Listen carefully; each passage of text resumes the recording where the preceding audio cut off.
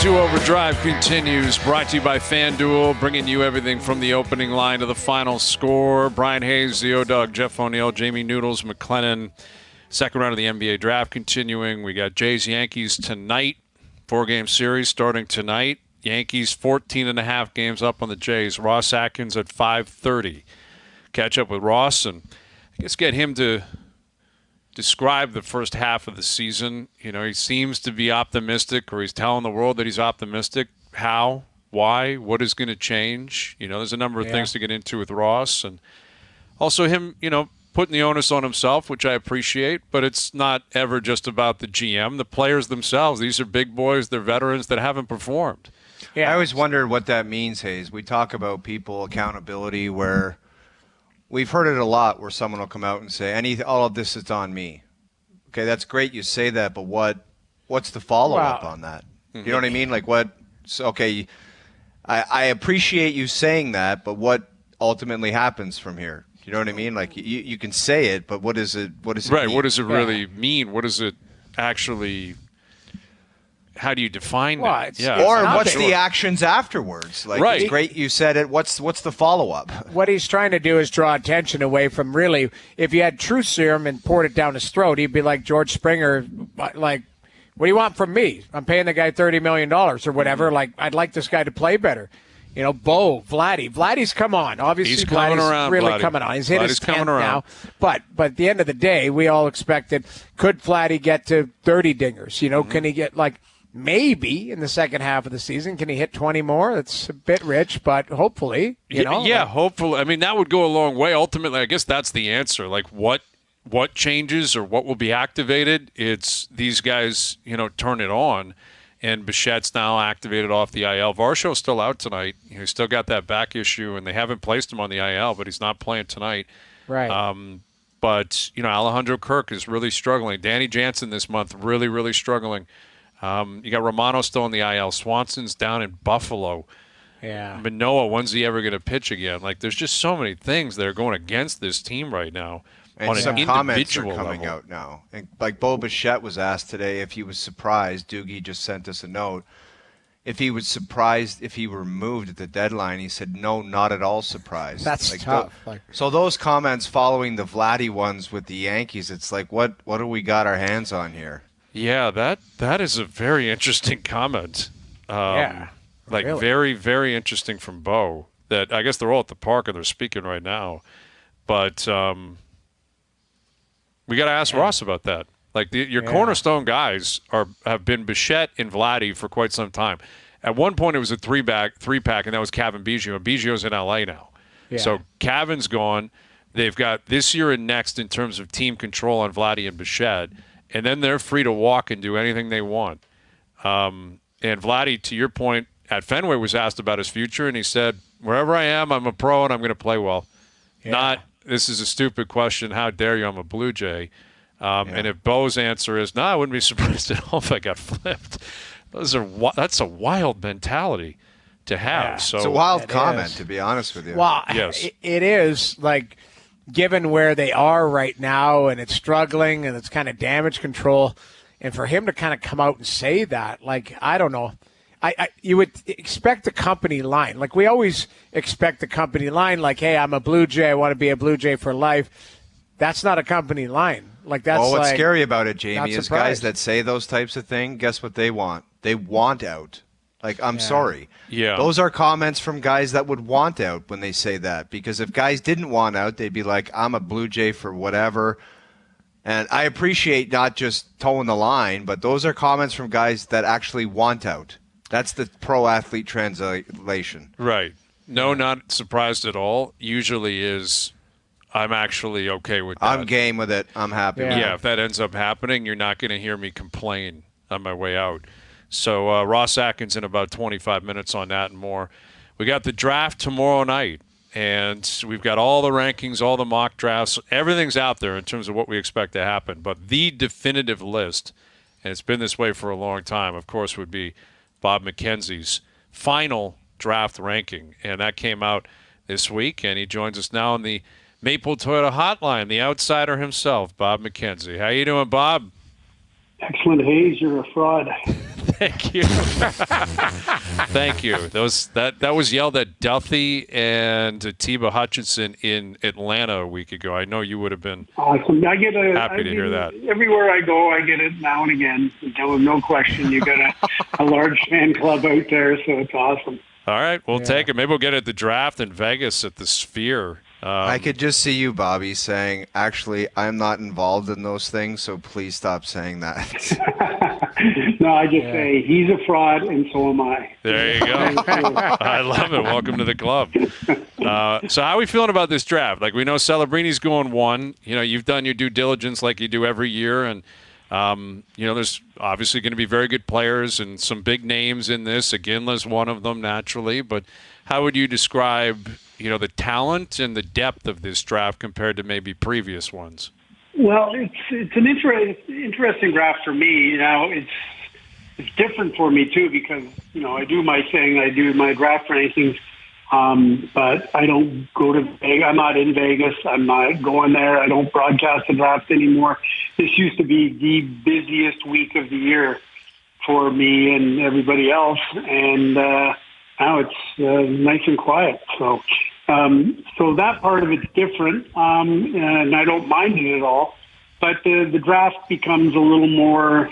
I don't know. I'll be watching with interest to see what order the guys go in and who takes who and what trades get made. But at the end of the day, so many times there's been big build-ups. Oh, we're going to get this trade. We're going to get that trade, and we go and bang out 32 picks in the first round, and there's no big moves, and everybody's like, oh, okay. That didn't turn out like we thought it was going to. But they're good players. Like Celebrini, I think people almost take him for granted because he's been a wire-to-wire guy.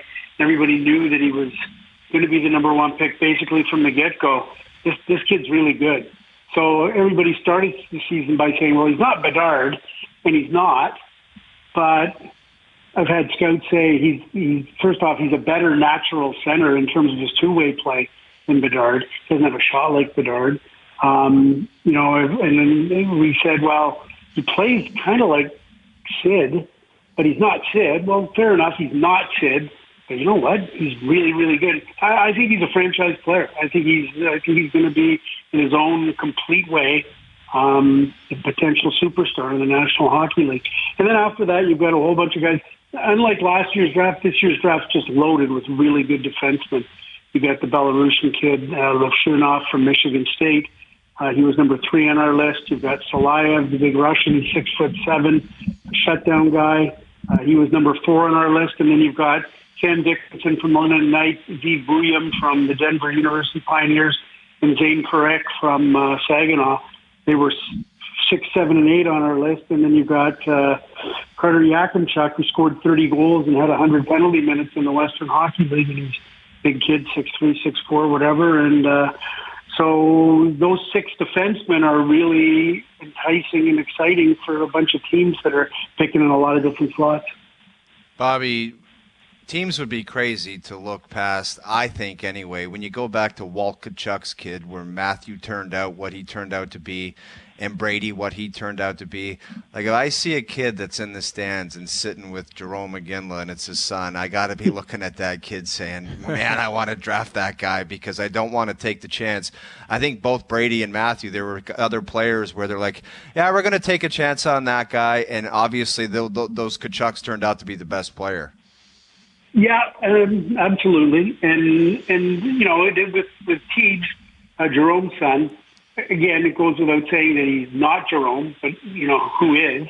But here's a kid who, as the season wore on, just kept getting better and better and better, scoring more and more and more goals. And he scored 47 goals or 43 goals or whatever it was in the Western Hockey League. And he just basically forced himself into the conversation as a top 10 pick. He's number 10 on our list. He was really good at the under-18 World Championships and showed a little, like, the scouting report on him, he's a great shooter. He's got the best shot in the draft. Him and Cole Eiserman, the American kid, who was number 14 on our list, they've got the best shot in the draft. Eiserman's got the best one-timer. T. Iginla's probably got the best release and the best shot. And, as you know, and he's not as big and powerful as his dad at the same age, but enough scouts saw flashes of the power, to your point, that you're like, oh, if he turns out to be a lot more than sort of a one-trick shooting pony, he could still develop into a guy who's really hard to contain down below the hash marks and below the goal line. Bobby, any good tenders in the draft that may sneak into the first round? Is there any noodles out there, Bobby? Second round studs? Better ones, too. You mean guys that finish their career suspended by the National Hockey League? Yeah. Poor attitudes. You know what? I say this respectfully to the kids that are goalies in the draft.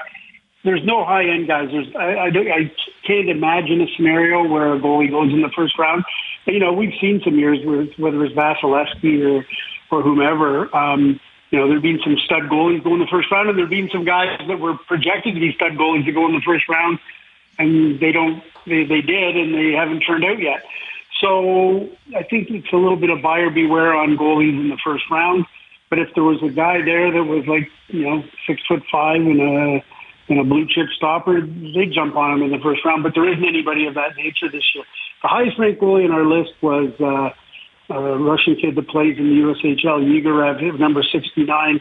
The most intriguing local product is Carter George, who played for the Owen Sound Attack. I saw a lot of him this year watching the OHL as much as I did. And he was really good. He was really good at the under-18 Worlds.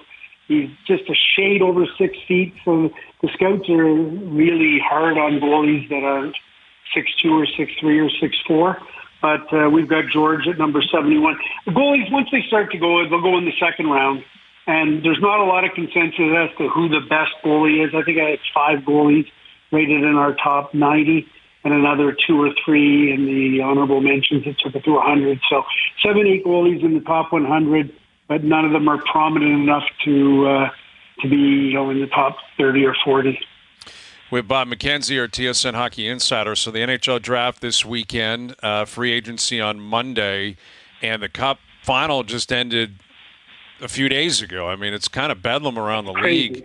Yeah, like if you were still doing this daily, Bob, like would your head be spinning? I mean, what do you think is going to happen in the next week? It was like a double-edged sword. It was the best of times. It was the worst of times.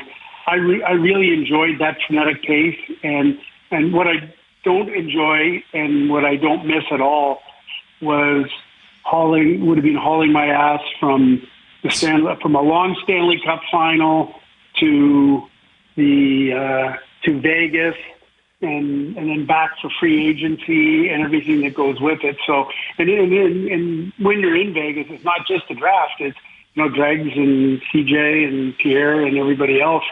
They have to run around like chickens with their head cut off, trying to figure out who's trading who and what's going on, and the number of rumors that spring up that you just have to chase, and you spend hours and hours chasing stuff that doesn't even come to pass because it's a silly season too. You believe almost nothing you hear from people, but you still are obliged to check it out. So it's an insane time to be a person who does insider work or a reporter with so much going on with the draft, with the trades, with free agency, with the Cup. You got the awards tonight, although it's not as big a deal as it used to be because they've already given out so many of them. There'll be a few more they do tonight. But no, it's fun. And I do miss broadcasting the draft, doing the actual broadcast of the draft. But I got to be honest with you, when I heard about Dregs and CJ, and you're reading the travel stories too, like the weather is getting crazier and crazier for flying all the time. It seems more and more. I was reading the tale of woe for everybody who was flying from Edmonton to Florida. Mm-hmm. And all I could think back to was when we did Edmonton, Carolina, or Vancouver, Boston, and thinking all these thunderstorms and people, planes, trains, and automobiles trying to get back and forth. And I'm like, I don't miss that a bit. No kidding. No kidding. Well, I mean, listen, we're still talking about the core four in Toronto and whether or not it should be broken up. Like, do you ever have deja vu? Because I guess I'll ask you, do you think we'll just keep this time next year, you think we're still talking about it or what? Yeah, it's a good question. And, I mean, everybody sort of penciled in, okay, Marner's the guy that's got to go. But the circumstances don't lend itself to the reality of there being a big trade. I suppose I always used to say to you guys, famous lines, anything's possible, but I wouldn't hold my breath on anything in the immediate future involving Mitch Marner. And I don't want, after I'm off the air or even while I'm on the air to say, if I say something here, who's going to go? That's code for Bobby knows what's going on, because Bobby doesn't know what's going on. I don't say that anymore, pal. I don't say that anymore. That's good. Bobby is the outsider here. And here's the thing. Mitch Marner and his agent Darren Ferris, they're going to play this by the book. And the book says, Mitch Marner says, I want to be a Toronto Maple Leafs. Love it here in Toronto. Want to win a cup with the Toronto Maple Leafs. And I'm just looking forward to this season. And if I can get re-signed, great. But we'll play whatever cards are dealt as we go along. And that's going to be the standard operating procedure. And the Leafs will know that inside out. And teams around the league will know that inside out. And the Leafs, I suppose, could go out and start trying to drum up business on Mitch Marner. But they know at the end of the day, he holds all the cards. Got a full no-move clause. And so my guess is the Leafs will slow play that one. And if people are really, if other teams are really interested and want to do a Mitch Marner deal, then they'll knock the Leafs door down, make an offer or whatever. And then if the Leafs ever get anything that they think is good enough, they want to do it, they could take it to Marner. But it's kind of buyer beware too, because, depends when that happens. Is the season on? Is he playing lights out? Is he looking great? And then all of a sudden you get an offer you like and you say, I wouldn't mind that. Okay, Mitch, so here we got an offer. We don't really want to trade you, but if you wanted to go, would you want to do that? And if he takes offense and says, no, I don't want to go, and then suddenly, maybe his game's off the rails and whatever benefit you were getting from having him in the lineup starts to go south.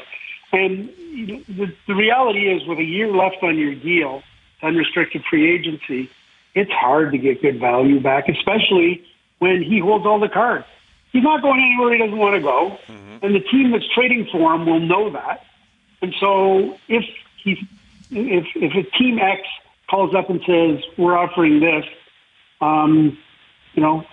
Mitch Marner knows what the score is, and he's not going anywhere he doesn't want to go. And as such, the offers may not be credible offers. And if there is going to be a credible offer, in my outsiderish opinion, it's in my mind, maybe you get more value at the deadline than you would now. But then you get to the deadline and you got to figure out where the team's at, where he's at. There's a whole bunch of things. So I could be proven wrong real easy here, and couldn't care less if I am proven wrong because I don't care anymore. But nothing. I can't imagine anything is going to happen quickly or at all for quite some time. All right. Well, it does, and the PR game. You know this team well. Like you used to cover it on the Daily Beat, Bob. We're chatting with Bob McKenzie. I don't think it's changed. If anything, it's been accentuated with social media being what it is and the world we live in now. Like the Leafs are very careful. Brad Treliving spoke yesterday, very complimentary of Mitch, but he's not going to say anything one way or the other because he knows whatever he says, people are going to go crazy about it. And so, in other words, even if they're like, we're keeping Mitch, we want to keep him long term, they're not even going to announce it right now because I think they know from a PR standpoint that doesn't make sense. No, everybody's just got to do their job. It's simple as that. And you don't invest a ridiculous amount of time trying to trade a guy that has all the cards in his back pocket. And if you do, then fine. Then you take something to him, but realizing, of course, that there's only one guy driving the bus here, and that's Mitch Marner. So he'll call the shots, and because he can go to free agency and do his thing and pick his team then. Now, if he wants to shop early, he can do that too. And I guess a lot of it will depend on a lot of factors and how the season goes, how he's playing. Is it a great situation? Maybe Berube comes in and Mark Savard running the power play and Mitch Marner shooting the lights out and loving life in Toronto and everything's good. And there might be a lot of fans who think, well, we can't run this back again in the playoffs, so we've got to trade him by the deadline. And that, but if Marner doesn't want to go anywhere, he won't go anywhere until he wants to go, and that could be walking off into free agency. Well, Bobby, I had a quick one on that. I was thinking about it yesterday because all this talk about Draisaitl and McDavid and all of that and their futures in Edmonton. Would Auston Matthews have any input with all of this too? Because I don't think he's going to want a guy who can put it on a tee for him 30 to 40 to 50 times a year for him to rip it home, to walk or to be traded for somebody who potentially maybe for a D or something like that. All I think about is when Marty St. Louis left Tampa Bay, Steven Stamkos never scored 60 again. And he won 2 cups, though. Oh, you're right. You're won right. 2 cups. But I'm talking Wow, top. what a comment, Hayes. That is I'm a just great saying, comment. I think That I'd is like a to great believe comment. Austin. That's off the top turnbuckle. That is a great Sorry comment. for jumping in there. No, but it's a great comment. But it. Hayes, you are not a fraud. Thank you, Bob. That I is was on my toes on that solid, one. solid. That was a reporting. Mike Crapper comment, Bobby. That was holy. But I mean, would Auston Matthews being the face of the franchise, would he have any type of say input as to guys either potential or their status? If he was inclined to do that, I suppose he could let his feelings be known, but that would be the extent of it. It's got to be front of mind that I haven't even looked at what's Matthews, a year away from going through this dance? Is that right? Or? Well, he's got 4 years kicking in this year. He signed, and so he's got 4 last years summer left. he did it, yeah. Okay, there you go. So, and anyway, Matthews obviously wants as many good players around him as possible. He does not want the team to start taking backward steps. So it's incumbent on Leaf management to ensure that doesn't happen. But again, it's hard to trade a guy. Have a look at when Ottawa was trading Erik Karlsson with a year left on his deal, and you get somebody who's still working to look at, not me, somebody who's still working to look at the return on really good players who are a year away from unrestricted free agency. And you usually don't end up with like a top 10 draft pick. You don't end up with, Leaf fans, their quest for a stud defenseman is eternal. So we get a top pair defenseman for Mitch Marner. I can't imagine a scenario where that happens. You get Chris Tierney, Dylan DeMello, and a first-round draft pick is what you get. You get the general rule on guys with a year left on their deal, no matter how good they are, and there might be some exceptions to this depending on circumstances. But you usually get a first-round pick, but not a high first-round pick.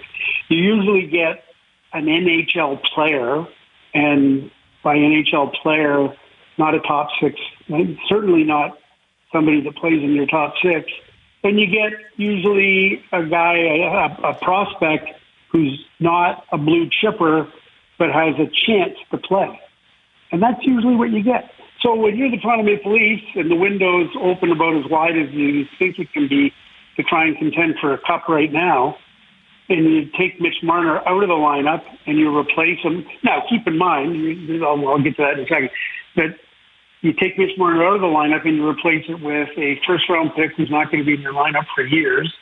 More than likely a middle six or bottom six forward or defenseman, or a 4-5 defenseman, and some younger kid who may or may not impact your team.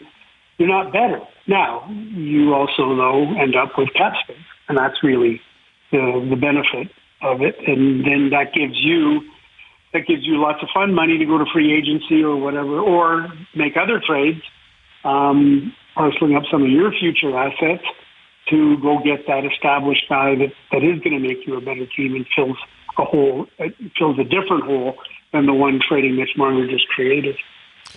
Well, I'm not, like you said, I don't think we're bracing for anything in the next couple of days, but we are bracing for the draft tomorrow night. It's going to be fun with the awards tonight, the draft tomorrow, free agency on Monday. So we'll catch you then, Bob. Great catching up with you as always, and thank you for this. We'll do it again soon. Very quickly, one question for you, probably maybe two very quick questions. Mm-hmm. Now, I've not been out golfing with Duffy yet this year, but I did hear tell that maybe he's showing up with a lot of extra tools of the trade and innovations. You were out with him, weren't you? Yeah, his tin cup. He's tin cupping it. He lost his 6-iron at Beacon, so he texted me the next day. He goes, "Do you have my 6-iron?" No, I don't. Like he's in a weird mental place. on Dude, the course it's right now. outrageous what he's doing. Yeah, it's insane. It's a dark place right now for him. And I heard that Crapper's playing extremely well at Weston. Yes. And I was wondering how the triple stacks this season. Bobby, you know what? I brought out the triple stack again this morning, and I was going to go all white shirt, white shorts, white belt, and I just got up. I was up at 4 a.m, and it was just too white. So the triple stack has only gone out once, and it was superb. It could have been a little higher, if I might say, at the back, but other than that, it worked perfectly. Now that you're so svelte, you might be able to go without the triple stack. Yep. No, it is, regardless of weight, it is always recommended. All right.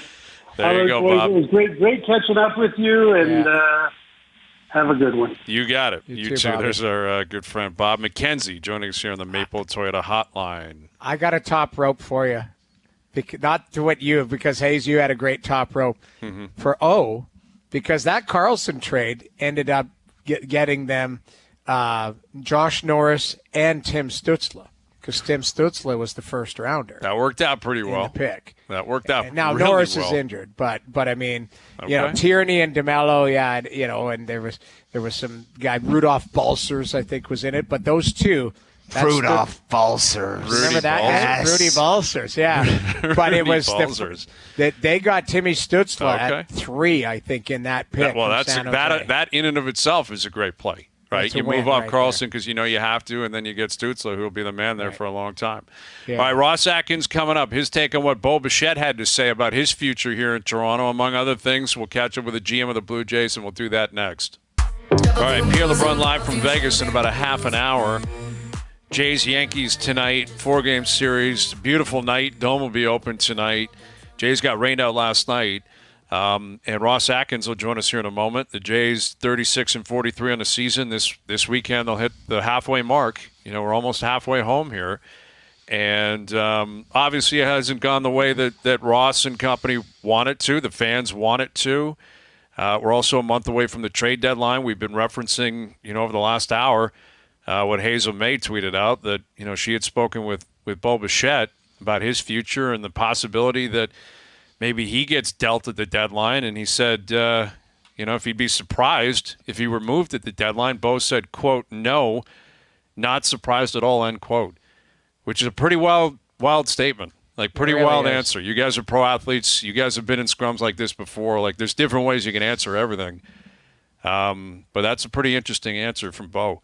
To get into that, among other things, here is the GM of the Blue Jays back on overdrive. Here's Ross Atkins. How you doing, Ross? All right, Hazy. Thanks for having me on. Good to be with you guys again. Yeah, great to have you on. We appreciate you doing this. No problem. I guess I won't bury the lead. I'm going to ask you about what we just tweeted out here, what we just talked about. Hazel May catching up with Bo down at the park and asked Bo Bichette, would he be surprised if he were moved at the trade deadline? And Bo said, quote, "No, not surprised at all," end quote. How do you respond to that? Yeah, I mean, we're focused on turning things around here and him being a part of that. And I know he's focused on turning things around and him being a part of the solution here. So, trades are a reality of the game, and I'll learn more from him later today or tomorrow or tonight after the game. But yeah, I was surprised as well. But I know that everyone in that clubhouse is thinking about how we can get it turned around here. So how do you take that first step? What has to happen for you to turn this around? Yeah, it's like, if you could pinpoint one thing, it would have happened, right? But the emphasis is on playing clean games, having better at bats, continuing to have better at bats, and doing it one pitch and one day at a time. So as cliche as that sounds, it really is where the focus and emphasis needs to be, because of how difficult it is to do, with distractions, with disappointment, with frustration, but shifting that focus to things we can control. And, obviously we need to do everything in our power to put them in good positions and support them the best way we can, and then make sure their focus is on the baseball. And, there's been points of the season where we've seen things start to turn, and then we've taken a step back. 10 days ago, we felt like we were going to catch some momentum and catch a little bit of a wave, and then we took a big hit against a couple of teams. So we've got to make sure that doesn't snowball, and we've got to turn the ball the other way. Yeah, and the word focus is an interesting one. And, again, this comment from Bo, it's pretty, it really jumps off the page. Like, we're just reading it. I haven't heard his tone or his context on it.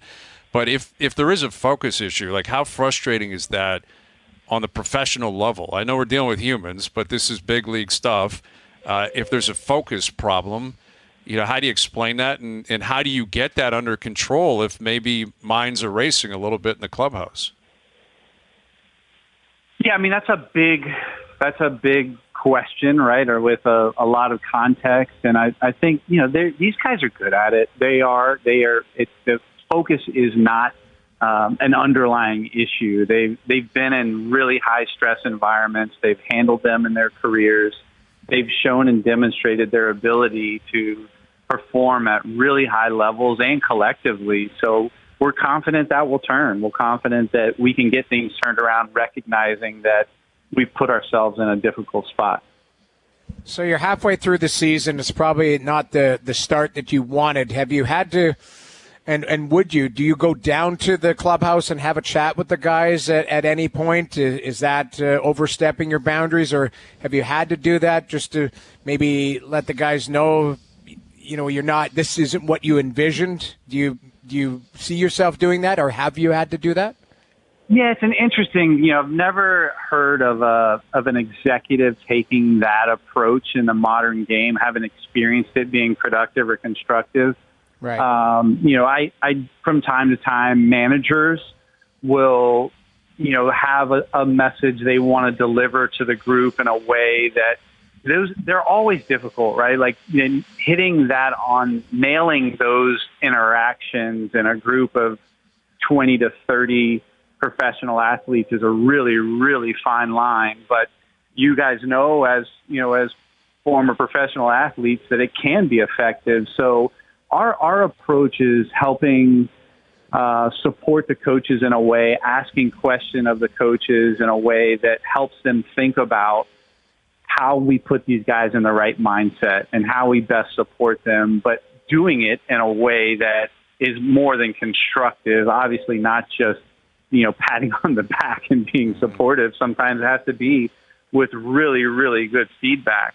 And then, to your point on mine is more, it's similar with players, that I'm asking them what we can adjust. How are things going? Are there things that we could do differently to put you in a better position?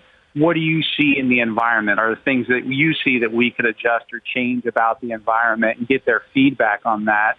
But not in a, pointing fingers way or telling people that, they need to behave in a different way. That could be the case if we saw a lack of effort, if we saw a lack of preparation, but it's been actually the best I've ever seen, and we haven't gotten the results, obviously, but the lack of finger pointing, the lack of guys resting on things will turn, and the solution-focused mindset and guys pulling together to find them has been impressive, especially dealing with the year where we haven't realized our expectations yet. Ross, you mentioned optimism, turning this thing around. What kind of timeline do you give on that? Are you saying we got to monitor this for the next 3 weeks and then we have to make a call on our path? Or everybody likes to be optimistic, and executives always have different plans for different scenarios, but what kind of timeline would you give on turning it around? And if it doesn't happen, do you have to deviate from the optimism, turn it around plan? Yeah, I mean, there's a deadline in place for us that will create a natural time that we have to make a call. And then obviously you need to be having dialogue in a way that you're prepared to pivot if you have to. So it really depends on how we play. So if we play exceptionally well, that timeline gets a lot closer to the deadline, and we can stay on course of improving the team. And if we don't play particularly well, then it shortens, and we start to think about different strategies, and our dialogue with other teams will start to change. But it's not, we're not going to self-impose a date, and we'll go day to day and week to week. With Ross Atkins, GM of the Jays Yankees tonight down at the Rogers Center. A couple of your veteran starters were commenting on, the realities of your team right now. Kevin Gausman, Chris Bassett spoke in the last few weeks. And I'm paraphrasing here, but effectively said there's pressure on the starters, and if the starters don't perform, the team's in trouble. Kind of alluding to the fact that the bullpen's had issues, but moreover, really that the offensive production has struggled this year. When you hear comments like that from guys like Gausman, like Bassett, how did you respond?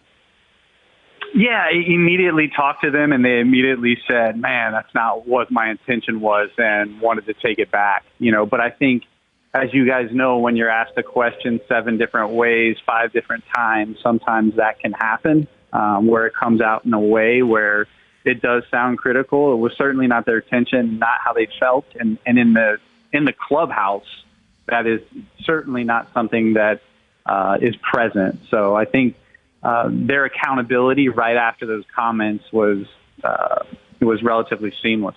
In terms of the offense, we talked about it a lot with you last year. Obviously, throughout the offseason into this season, the numbers, they are what they are in terms of offensive production, power hitting, running, runners in scoring position, et cetera. Why do you think it's been so tough for your team to produce offensively this year? Yeah, it's interesting. That's where all of our work has gone. It will continue to be there. We have spent an exorbitant amount of time on trying to find the solution because we've had individual performances, and we've had, from last year, guys that were here and no longer here had pretty decent performances, and we haven't been able to turn it into collective run scoring. Last year, some of that was base running. That seems to have corrected. We've had decent, really solid base running in a lot of areas this year. We've had a couple blunders, too, that have been, really highlighted a loss. But overall, our base running's been better. The team approach has been better as well. Like we're getting starters out of the game quicker by having more extended at-bats and making good decisions on what we're being aggressive on or not. And we just haven't strung together the walks and the singles and then the double and the gap. Now, I'm not pointing to bad luck by any means. We have to figure out a way to do that where we're stressing pitchers more and getting the right guys up in right situations. That can be lineup adjustment. That can obviously be deployment, and then how we are attacking how we're being attacked. So we've made big adjustments to that over the last 6 months. We continue to get feedback from our players, obviously from how we're being attacked and from other teams, and try to adjust on that. And that's where all of our energy is right now to improve it, because it needs to get better. Ross, just to go back on the Gausman comments, like why would he have to address some of those thoughts, him and Bassett, with the clubhouse? Or they were truthful comments, so I don't understand. Did they hurt people's feelings of underperforming, or I don't understand why those had to be brought? I think it's just making sure that wasn't something festering for them. To your point exactly, it wasn't something festering. When you're asked the question, is that something that is a reality? I think in the moment they just said, yeah, we're not scoring, so that does create more stress in a game. But it wasn't finger pointing it by any means. With Ross Atkins, Jays Yankees tonight. Tough news earlier in the week. Orelvis Martinez suspended for 80 games. Just got up, number 2 ranked prospect for you, at least externally. I don't know how you view that internally. But how does this suspension affect his standing within the organization? Yeah, obviously it's a big disappointment and a big mistake. So we will make sure that he maximizes this time because he's young and he's already played a lot of baseball. This will turn into an opportunity for him to focus on things that are harder to focus on when you're competing every night. But that's a blow, obviously, to the organization and to his to the timeline. But I don't think in the long run it's going to have a significant impact on his career, as long as I know he's learned from it. I don't think there's any chance he makes that mistake again. But he needs to really, really maximize this time down to make sure that it doesn't have a long-term implication on his career. The infusion of youth, like Martinez was obviously one of those guys, but you look at, Spencer Horwitz coming up. I don't know if David Schneider's considered young, but this time last year he was off the radar, and he shows up, and ever since he got here, he's put up great numbers. That has continued. How significant is that for, we know who George is, we know, who veterans are like Osmond, Bassett, et cetera, like these are well-established big leaguers, but having youthful kind of energy in the clubhouse, how beneficial can that be? Yeah, and it needs to continue. Davis was a great piece of the equation last year and giving our offense a lift. And, this year Spencer has seemingly stepped up in a smaller sample size to date. I'm really encouraged by the way Addison is handling his performance, which hasn't been as good as the other two names, but he's really handling it well and really thinking about what adjustments he needs to make, which is always telling when you see young players come and have success. And even when they're having success, they oftentimes, or not oftentimes, always need to be making adjustments to maintain that level of performance. And we've seen encouraging signs, and we need to continue to have that happen as things progress. Ricky Tiedemann, I guess yesterday I was reading about him that he had a tune-up, I believe, in A-balls where he's at. The velocity was hitting 98 plus. He's got a great arm, live arm, a little bit banged up, obviously, but a young guy. I believe your top-ranked prospect, again, externally. I don't know about internally, but what's the latest on Ricky, and how do you see that one playing out? Yeah, he's been awesome in this return, and obviously he's incredible winter in the Arizona Fall League where he was dominant in a league that's really hard to be dominant. So I feel that he's going to be a big part of us moving forward, and excited to get him back into the fold in AAA. He's had a couple of setbacks that we don't feel are anything that will be systemic and are nothing that is of major concern. So to have him back into the fold is very powerful for us. Well, we're wishing you nothing but good luck and success in the future here, Ross. These can be tough chats because we're just we're hammering away at you at different questions, but the team is in the position they're in right now. But you still got more than half a season to go. So you said you're optimistic. Sounds like that's the case in the clubhouse. So let's see where it goes from here. And good luck tonight and the rest of the way. And we always appreciate you taking time for us. Likewise, Hazy. Thank you, guys. I was expecting you to have us at the Rick Thurman level of concern, but it didn't sound that high. No, never. We're just easing into this. It's June. Yeah. We're feeling good. We're fine. Everything's all good. Everything's all good. Appreciate it. Thank you, Ross. You got it. Anytime. There's Ross Atkins joining us here on. I always got time for a guy, regardless of what you think of the Jays or what you think of Ross or the job he's done. I got time for a guy that will come on and just answer the questions. Yeah. And listen, we were hammering away at different, including the Bo comment that he would have been aware of that before he came on. Someone would have said, hey, Bo just said this. And you can't be happy about that. Well, he just told us, I'll be talking to Bo tonight. Yeah. He may put the phone down and go talk to him right now. Yeah. Guys, I'm telling you what that means. I'm telling you that those two guys coming out with saying that said, we've seen enough here, and we wouldn't mind it if we were shipped out somewhere. That's what that means. Well, there's no other reason to make those comments. And let's be clear here. I mean, if Bo and Vladdy, if they're not a part of this immediate future or the long-term future, then you're talking, you're in a completely different world than anyone saw you. Right. Being it. And all who's these putting butts in the seats. Well, that's another part of it is who are you marketing if those two guys aren't here? What are you marketing? Like Spencer Horwitz has been really good. You're not marketing him. You're not marketing Isaiah Kiner-Falefa, right? Who's had a really good year. With all due respect, those are just not marquee names, and that's definitely a part of it. All right, well, we'll see. Jays Yankees tonight down at the Rogers Center. Hazy. As Ross calls you, good questions. Yeah, good questions. Listen, we're doing our thing, man. It's not easy. You were Larry Kinging it there for a bit. You had the hand up like that. I had 5 text messages saying, "Does Ross know what's coming with Hayes?" Because Hayes has been waiting for this guy for a long time. Yeah, and I said, "This guy's not the Grim Reaper, man. He just has questions, and they're coming out." We say that all the time. We're going to ask questions. This isn't torture or grueling. And the flip side of it, just like we always say about, you hear players, hey, you criticized. if the Jays were on pace for 100 wins, that would have been a slap on the tires more than anything. The whole interview would have been, wow, what about this guy? How great was that? Yeah. That's the way it goes. They play the games and we talk about it. That's the nature of it. Yeah. So we appreciate Ross coming on to talk about it. Pierre LeBrun coming up. Overdrive continues. TSN 1050 and on TSN 2.